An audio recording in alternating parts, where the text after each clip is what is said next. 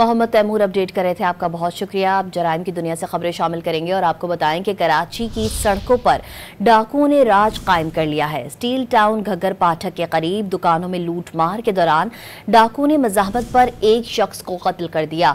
वाक़े के खिलाफ दुकानदारों ने एहतजाज किया और नेशनल हाईवे पर धरना दे दिया। कोरंगी जिया कॉलोनी में मुलजिमान ने मज़ाहमत पर नौजवान को फायरिंग करके मार डाला।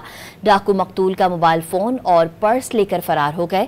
नॉर्थ नाजिबाबाद के करीब मुकाबले के बाद पुलिस ने डाकू को जख्मी हालत में गिरफ्तार कर लिया। मोहम्मद तैमूर अपडेट कर रहे थे। आपका बहुत शुक्रिया। आप जराइम की दुनिया से खबरें शामिल करेंगे और आपको बताएं कि कराची की सड़कों पर डाकुओं ने राज कायम कर लिया है। स्टील टाउन घग्गर पाठक के करीब दुकानों में लूटमार के दौरान डाकुओं ने मज़ाहमत पर एक शख्स को कत्ल कर दिया। वाक़े के खिलाफ दुकानदारों ने एहतजाज किया और नेशनल हाईवे पर धरना दे दिया। कोरंगी जिया कॉलोनी में मुलजिमान ने मज़ाहमत पर नौजवान को फायरिंग करके मार डाला। डाकू मकतूल का मोबाइल फोन और पर्स लेकर फरार हो गए।